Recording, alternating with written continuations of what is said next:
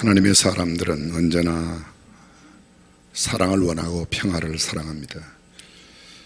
아침 저녁으로 언제 어디에 있어도 우리가 늘 하는 인사가 안녕하시냐고 하는 인사인데, 정말 그 안녕이 우리 한반도에 영원히 정착하는 날이 하루속히 오기를 주님의 이름으로 축복합니다. 이스라엘 사람들은 언제나 만나면 샬롬 이런 인사를 합니다. 우리가 옆 사람에게 이스라엘 인사를 하는데 반가우면 샬롬을 2번 해요. 샬롬 샬롬 이렇게 하거든요. 오늘 한번 2번 옆 사람에게 분위기를 좀 바꾸기 위해서 옆 사람과 샬롬 샬롬.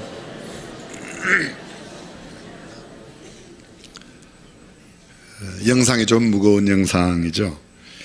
우리 민족은 역사상 수많은 전쟁을 치렀고 오늘날까지 휴전 상태로 남북이 분단되어 69년에 이르고 있습니다.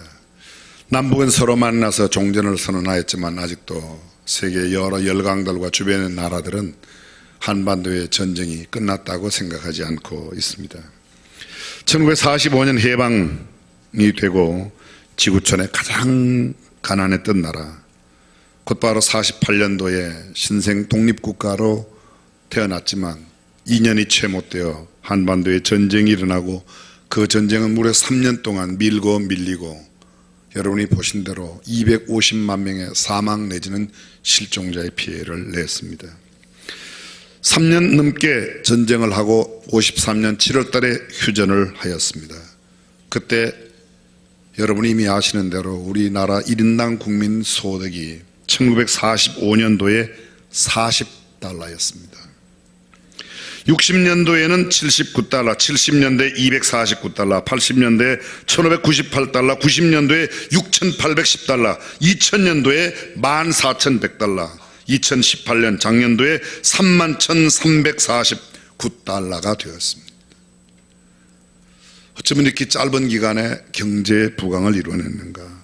1950년, 60년 전쟁이 끝나고 우리나라의 주된 산업은 농업, 어업, 임업, 산에 가서 산나물 채취하고 그저 조그마한 족대 들고 거물 들고 가서 고기 잡는 것, 그것이 고작이었습니다.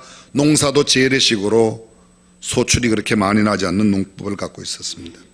80년대는 경공업유에서 식품, 섬유, 자파를 만들고 90년대 들어서면서 중화학공업이 정착하고 철강과 조선, 석유화학은 세계에서 가장 으뜸 가는 나라로 우뚝 서게 되었습니다.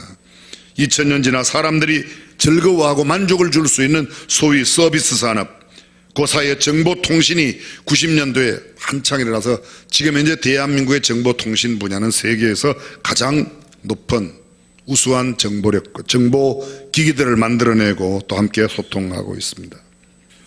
2017년도 기준 우리나라 국내 총 생산량이 1조 5,300억 달러, 세계 12위였습니다. 무역 규모 2017년 기준 중국이 가장 많은 무역량을 갖고 있어 1위, 2위가 미국, 3위가 독일, 4위 일본, 5위 드디어 대한민국. 금방 또 6위, 7위로 밀려났지만 어쨌든 그 해는 5위, 세계에서 5위까지 우리가 해봤습니다.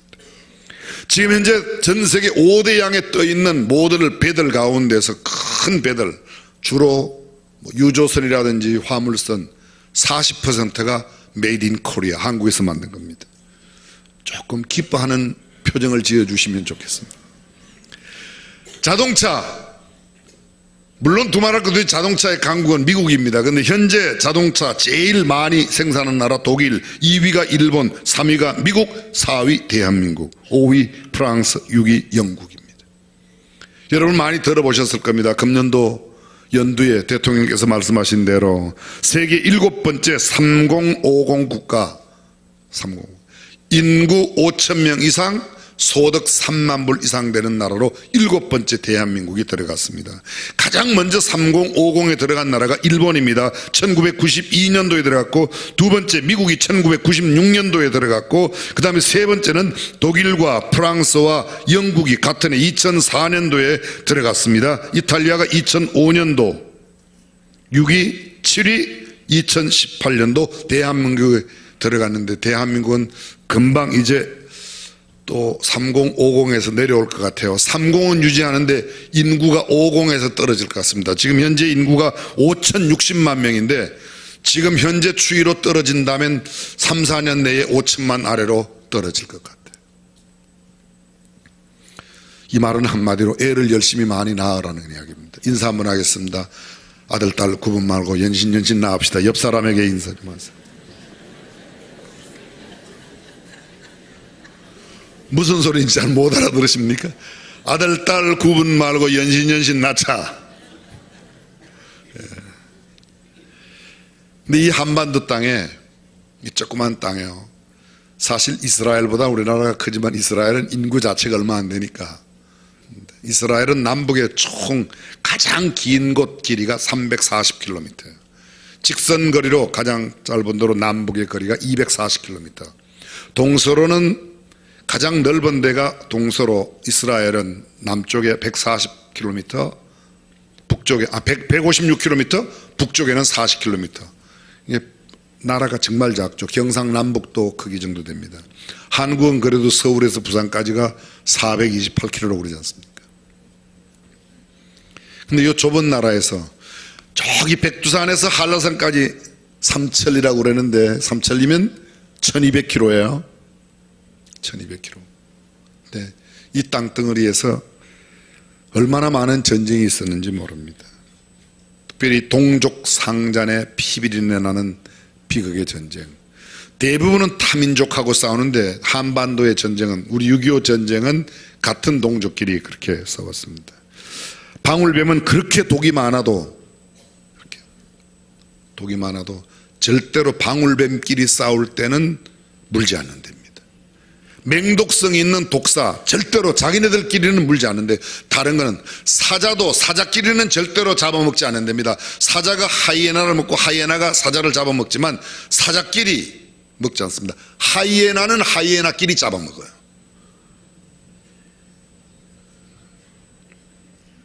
참 말씀드리기 곤란한데 우리는 우리끼리 서로 잡아먹기 했으니까 참.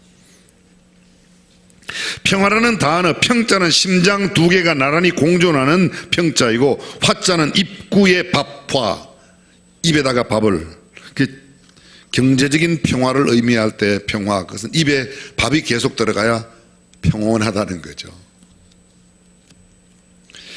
이 말 말고 참된 평화를 이야기하는 평화, 사람들이 이야기하는 게 있습니다. 평화라는 단어를 쓸 때 이 평화의 단어가 두 가지가 있습니다. 여러분 아마 들어보셨을 겁니다. 팍스 로마나, 로마가 추구했던 평화, 팍스, PAX라고 표현하고, 성경이 말하고 있는 샬롬, 우리가 아까 인사했던 샬롬 평화가 있습니다.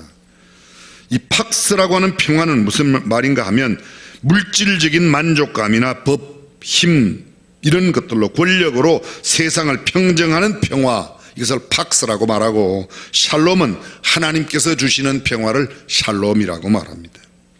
로마는 팍스 로마나라고 해서, 로마는 힘을 갖고 권력을 갖고 법을 갖고 물질을 갖고 세계 평화를 만들려고 했는데, 로마가 세계를 지배하는 날 하루도 피 흘린 날이 없는 날이 없답니다. 피를 매일 흘렸어요. 피가 있다는 것은 전쟁이 있었고, 전쟁이 있었다는 말은 참된 평화가 없었다는 겁니다. 전쟁이 그렇게도 많았던 이스라엘 나라에는 그래도 예수 그리스도로 말미암는 참된 평화가 왔다. 사람들은 그렇게 말하고 있습니다. 스피노자가 말하기를 평화란 싸움이 없는 것이 아니라 영혼 속에서 솟는 기쁨이 있을 때에 참된 평화라고 말한다. 평화라는 단어의 의미, 이것은 참 깊은 의미인데, 이 평안이 어디로부터 오는가? 시편에 보면 하나님께서 이 평안을 주신다고 말합니다. 역대상 23장 25절에 다윗이 이르기를, 이스라엘 하나님 여호와께서 평강을 그의 백성에게 주시고, 여호와께서 주시는 참된 평화, 사람들이 만드는 평화는 참된 평화가 아니라는 겁니다. 헨리 키신저가 중동의 평화를 만들었다고 노벨 평화상을 받았지만 지금은 중동 일촉즉발의 위기 가운데 있습니다. 어쩌면 지난주에 트럼프가 이란을 공격해서 사람들이 죽을 뻔했다. 150명이 전쟁만 나면 금방 죽는다고 하니까 공격하는 걸 멈췄다고 신문에 났습니다. 그러나 지금 언제 어떻게 터질지 모르는 정말 위기 상황 가운데 있습니다. 평화가 어디로부터 오는가?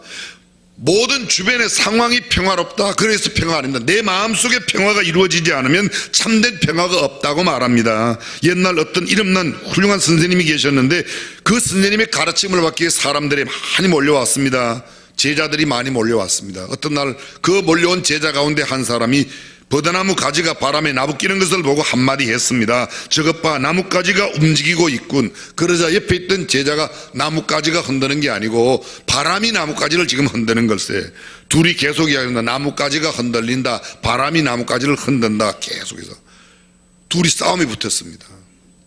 그래서 선생님을 찾아가서 이게 누구 말이 맞습니까? 물었더니 나무가지가 흔들리는 것도 아니고 바람이 나무가지를 흔드는 것도 아니고 너네들 두 마음이 지금 흔들려서 그렇다. 너네들 마음이 평안하면 그게 절대로 그렇게 안 된다는 겁니다. 그래서 싸운다는 거죠. 입으로는 일치와 화해를 말하지만 일상 안에서 작은 포기와 양보에도 서툰 우리들의 모습을 봅니다. 특별히 예수 믿는 우리들 다 입만 벌리면 사랑, 용서. 근데 내 입꼬리 조금만 걸리면 금방 얼굴 색깔이 막 바뀌고 입술이 떨려지고 이상한 말이 나옵니다. 창조적인 욕들이 막 입에서 나오기 시작합니다. 희생 없이 참된 평화가 있을 수 있는가? 하나님과 사람 사이에 무너진 다리 관계를 연결하기 위해서 예수께서 십자가에 직접 피 흘려 돌아가심으로 우리에게 화해를 이루어 주신 것처럼 참된 평화, 화해는 희생과 사랑, 내가 스스로 포기하고 손해보는 일이 있지 않고는 결코 이루어질 수 없다는 겁니다. 오늘 예수 그리스도께서 세상을 화목케 하시려고 이 세상에 오셔서 십자가를 지신 것처럼 그리스도인들이 이 땅에 하나의 십자가를 지고 스스로가 손해보고 스스로가 희생할 때 참된 평화가 이루어질 줄로 믿습니다. 그렇습니다. 주님의 마음, 용서하는 마음, 사랑하는 마음, 화해하고 이해하는 마음, 그 마음을 가질 때 그리스도의 평강이, 하나님의 평강이 그리스도 예수 안에서 우리의 모든 마음과 생각을 지키실 거라고 성경은 이야기합니다. 톨스토이는 아주 독실한 그리스도인이 되었다고 하는데 어떻게 그리스도인이 되었는가? 어떤 날 톨스토이가 길을 걸어가다가 정말 평안하게 살고 있는 한 농부를 만나게 됩니다. 당신 어떻게 이렇게 평안하냐? 그랬더니 그 농부가 대답합니다. 하나님을 의지하고 살기 때문에 언제나 내 마음은 그렇게 기쁠 뿐입니다. 내가 소출이 많을 때에도 흉년이 될 때도 나는 항상 기쁜 것이 소출 때문에 기쁜 것이 아니라 하나님을 의지하기 때문에 기쁘다. 집으로 돌아와서 곰곰이 생각합니다. 하나님을 의지해야 기쁘다. 그리고 드디어 톨스토이가 예수 그리스도를 구주와 주님으로 만나게 됩니다. 그리고 그 뒤에 참된 평화가 마음에 깃들면서 남긴 글, 소위 톨스토이의 인생론을 읽어보면 아마 많은 분들이 읽으셨을 거예요. 그게 성경인지 인생론이 성경인지 구분이 안 될 만큼 성경의 진리를 그렇게 담아놓고 있습니다. 진정한 평화는 이 세상에 아무리 성공적인 삶의 조건들이 있다고 해서 참된 평화가 있는 게 아니라 하나님과 나와의 관계가 올바르게 형성되고 하나님이 주시는 평화가 내 마음속에 깃들 때에 참된 평화가 있는 줄로 믿습니다. 인간이 열심히 노력하지만 인간의 노력에 의해서 평화가 이루어지지 않습니다. 정치적으로 경제가 나아지면 약간은 작용을 할 거예요. 근데 그것은 참된 평화를 만들어내지 못합니다. 하나님이 주시는 평화라야 참된 평화가 있습니다. 오늘 6.25 기념하는 이 69주년을 맞이하는데 남북 화해가 되고 참된 평화가 깃들고 서로 교류할 수 있는, 그리고 협력할 수 있는 남북 관계가 되었으면 하는 마음이 간절합니다. 지금 현재 북한 우리가 잘 알고 있는데 우리보다 한 40배 가난하다고 말하는데 실제로는 100배 이상 가난하다고 합니다. 100배 이상. 1인당 국민 소득이 1년에요. 북한이 100불이 안 돼. US 100불이 안 된다고 합니다. 근데 우리는 3만 불이니까 이게 엄청난 거죠.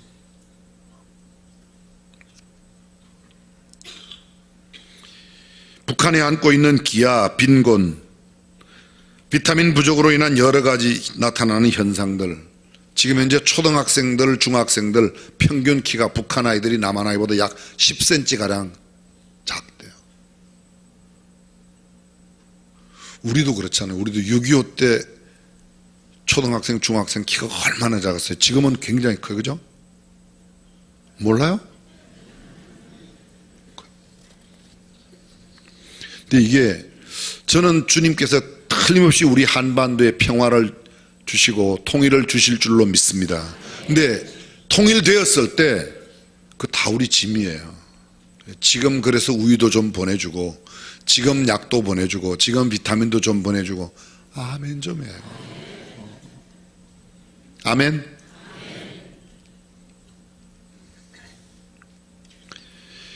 북한이라는 존재, 우리의 생존을 위협하는 세력일 뿐만 아니라 발전을 제해하는 최대의 세력이 될 수 있다는 점에서 현재 우리 민족이 안고 있는 최대의 과제는 분단의 극복, 민족의 화해, 통일, 평화, 통일인데 그냥 두면 모릅니다. 어떤 화가 생길지 모릅니다. 북핵 우리가 그렇게 염려하고 하는 것도 하나님께서 직접 관여하여 주시고 개입해 주셔야 된다고 믿습니다. 오늘 요한복음 4장에 나오는 이야기가 어쩌면 지금 남북 대치 상황 가운데 있는 우리의 상황에 아주 적용이 될 만한 말씀이 있어서 이 말씀을 함께 묵상하고 여러분과 나누려고 준비했습니다. 예수께서 유대를 떠나사 갈릴리로 가실새 사마리아로 통행하여야 하겠는지라. 수없이 제가 말씀을 많이 드렸기 때문에 이 구절 여러분들이 잘 아실 겁니다. 유대에서 갈릴리로 가시는데 사마리아로 통하면 사흘 길만 하면 가는데 유대인들은 이 길을 절대로 가지 않습니다. 왜 사마리아를 가지 않는가? 이유가 있습니다. 역사적으로 거슬러 올라가 봤더니 주전 722년 아수르가 북방 이스라엘을 침공합니다. 이스라엘 왕조 여러분이 아시죠? 최초의 왕조가 사울 왕조 40년, 다음 다윗 왕조가 40년, 그 다음에 솔로몬 왕조가 40년, 120년 통일 왕국이 지나고 난 뒤에 남북왕국이 나누어집니다. BC 931년도에 나누어져서 남방에는 유다와 베냐민 지파가 유다 나라를 세우고 예루살렘의 수도를 정합니다. 나머지 10지파가 북방 이스라엘을 세웁니다. 그 이스라엘의 수도는 사마리아였습니다.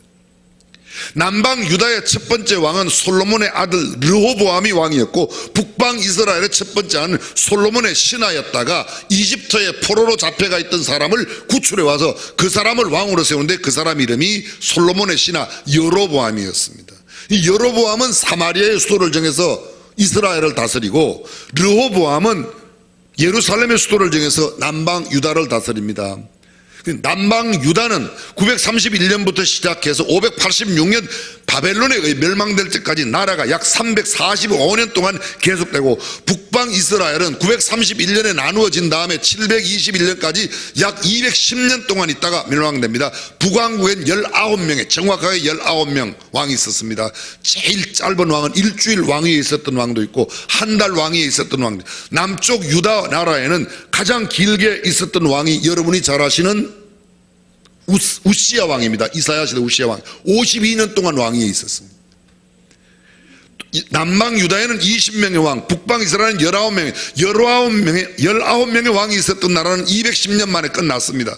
누구의 침공을 받아서? 아수르의 침공을 받아서. 근데 아수르의 침공을 받아 그 아수르 사람들, 아람 사람들이 북방 이스라엘 사마리아를 치고 그 사람들과 함께 피를 섞었습니다. 이방 사람들을 다 데리고 들어갔습니다.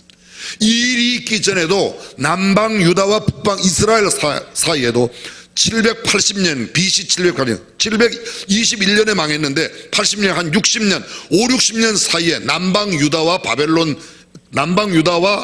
북방 이스라엘 사이에도 전쟁이 있었습니다.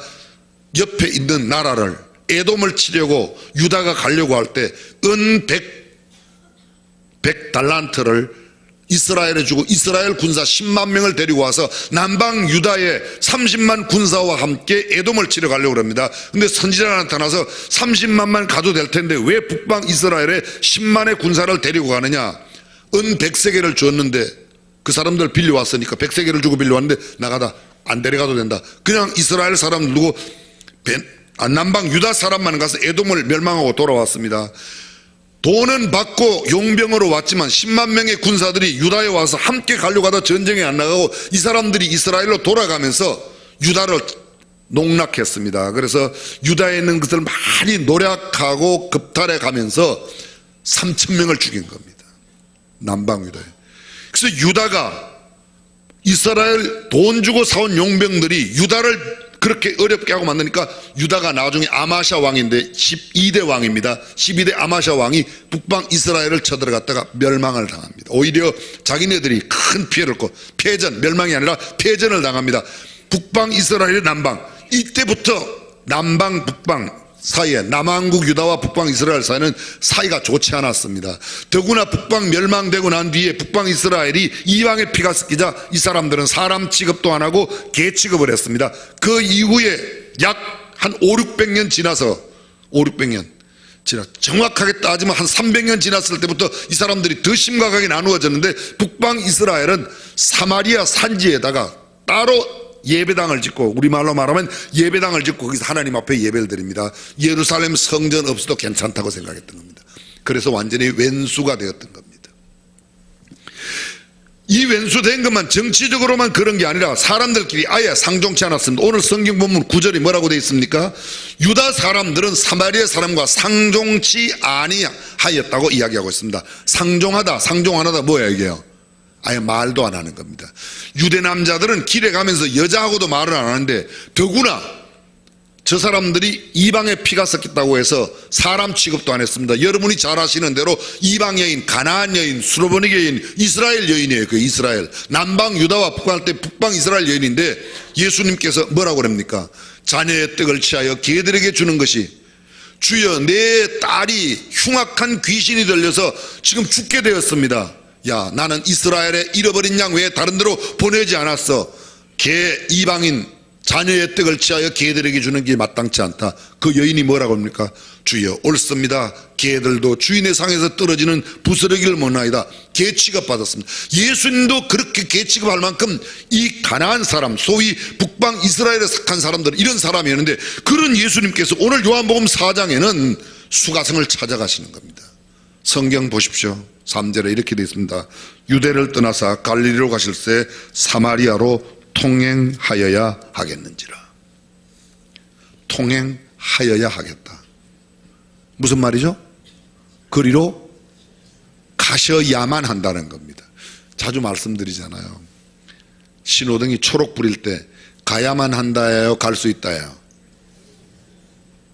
초록 신호등이 들어오면 갈 수 있다예요, 가야만 한다예요? 갈 수 있다예요, 그죠? 가야만 한다는 건 아니에요. 가야만 하는 건 앞에 탱크가 있어도 가야 되고 사람이 있어도 가야 되고, 그건 가야만 하는 거고, 장애물이 없으면 갈 수 있다, 그게 초록불이에요. 앞에 버스가 있으면 초록불이 들어와도 못 가는 겁니다. 근데 이건 가야만 한다는 건 뭐예요? 반드시 그렇게 해야만 한다는 겁니다. 예수님께서 나는 수가성 우물가로, 사마리아에 있는 수가성 우물가로 가야만 한다는 겁니다.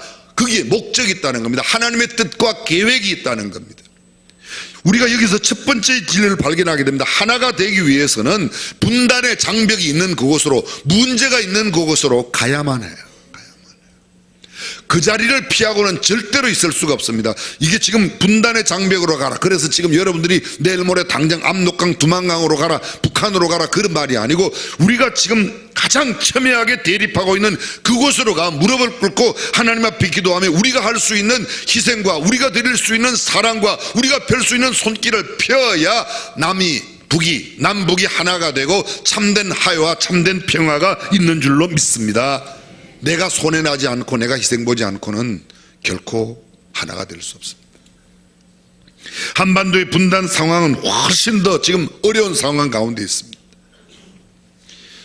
소통이 잘 안 돼요. 우리나라 역사 가운데서 남북이 갈라지고 난 뒤에 최근 2, 3년 사이에 이렇게 화해가, 저는 굉장히 좋은 기회가 왔다고 생각해요. 남북 통일되는 것이, 아까 좋다고 그랬잖아요. 싫어요? 남북 통일되기를 원하시면 아멘. 아멘 안 하신 장로님들 가운데 아멘 안 하시는 분들이 계세요. 이건 진짜 아멘. 그러려고 하면 분단의 현장으로 가야 돼요. 우리가 손해봐야 돼요. 그냥 쉽게 설명드릴게요. 잘 사는 형이 못 사는 동생한테 좀 나눠주자는 거예요. 성경에 이렇게 돼 있어요. 원수가 줄이거든. 원수가 줄이거든. 이야기해 보세요. 원수가 줄이거든. 힘없을 때 밟아라. 원수가 줄이거든 먹이라. 원수 아니에요. 우린 동족이에요. 또 6.25 때 그러면 전쟁을 했으니까 원수라고 따져요. 원수도 줄이면 어떻게 하라고 그랬어요? 먹여라. 북한에 좀 도와주는 걸 그렇게 막 싫어하고 그럴 필요 없어요. 남한에서 1년에 음식물 쓰레기로 처리하는 것만 8조래요. 8조. 그것만 도와줘도 북한에 배불리 먹고 살 것 같아.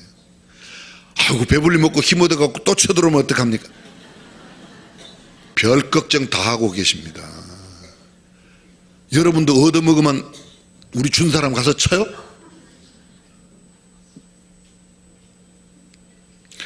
세상 사람들이 뭐라고 말하든 간에 우리는 성경대로 원수가 줄이거든 먹이라. 그럼 먹여야죠. 저는 정부에서 먹이지 말라고 그래도 먹여야 된다고 생각하는 사람이에요. 먹이다가 감방을 가다도 먹여야 된다고 생각해요. 이분들은 왜 이렇게 분위기가 이상하네요.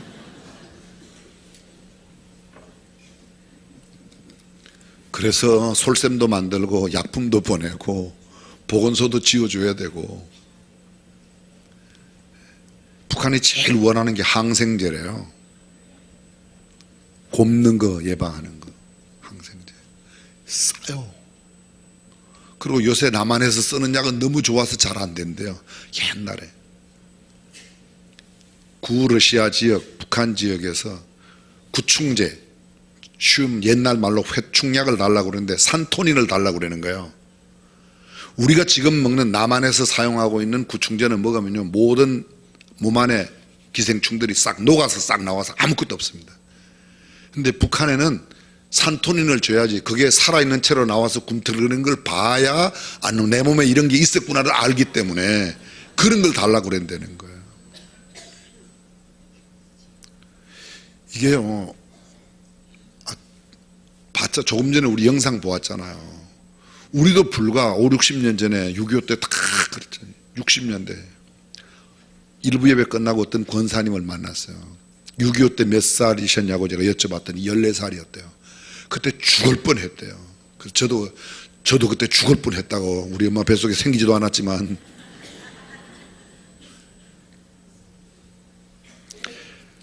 예수님께서 수가성 우물가로 가셨다는 거예요. 우리는 예수님을 닮기를 원하는 사람들 맞죠? 그럼 예수님처럼 우리도 우물가로 가야 돼요. 수가성으로. 장벽의 현장으로 가야 돼요. 그 현장이 어쩌면 내가 지금 나가는 기도실일 수 있고, 내가 삶의 현장일 수도 있고, 아니면 때로 필요한 곳에 내가 희생하며 내가 드리며 손길을 펼 때, 그때입니다. 예수께서 가셨다는 말을 다른 말로 말하면 복음으로만 가능하다는 겁니다. 참된 평화는 예수 없이는 불가능해요. 오해하지 마십시오. 저는 정치적으로 경제적으로 남북 통일이 된다, 그렇게 긍정적으로 보지 않습니다. 변화시킬 수 있는 것은, 사람을 변화시킬 수 있는 것은 예수의 복음밖에 없다고 믿습니다. 예수님 아무도 가지 않았어요. 수가성 여인에게 아무도 안 갔어요. 당시에 여인도 당신은 유대 남자인데 왜 나한테 물 달라고 겁니까? 나는 사마리아 여자 아닙니까? 모든 유대 남자가 나 상종 안 하는데 당신만 어떻게 상종합니까? 나한테 이렇게 상종합니까? 다른 사람이 하지 않을 때 저는 그리스도의 사랑을 가진 우리가 그 현장으로 다가가고, 우리가 예수 그리스도의 복음의 정신으로 우리의 삶을 살아갈 때 참된 평화가 깃들 줄로 믿습니다. 남북의 평화를 원하고 하나가 되기를 원한다면 우리가 좀 손해봐야 돼요. 우리가 손해보지 않으면 결코 이루어져요. 예수 그리스도의 십자가의 희생이 하나님과 우리 사이를 화해하고 사랑으로 연결한 것처럼, 먼저 예수 믿는 우리들이 희생하고 앞장서서 손해볼 때 하나님께서 우리 민족의 참된 평화 통일을 허락하여 주실 줄로 믿습니다. 저는 지난주 모임, 평화통일연대 모임을 다녀와서 교회 이야기했습니다. 화요일 날 저녁 열린 기도회는 앞으로 통일을 위한 기도회로 이름을 좀 바꾸어 주시든지, 아니면 적어도 열린 기도회에서 매 기도 빼지 말고 평화 통일을 위한 기도를 지금부터라도, 목요 찬양팀 기도회도, 목요 금요 심야 기도회에도 우리가 모여 기도할 때마다 한반도의 통일을 위하여 기도하면 하나님께서 하루라도 더 빨리 통일을 이룩하여 주실 줄로 믿습니다. 저와 여러분들이 마음과 뜻을 모두 통일이 되는 그날까지 그리스도인으로서 참된 사랑과 희생의 본으로 삶을 살아가는 우리 모두가 될 수 있기를 주님의 이름으로 축원합니다. 기도하겠습니다.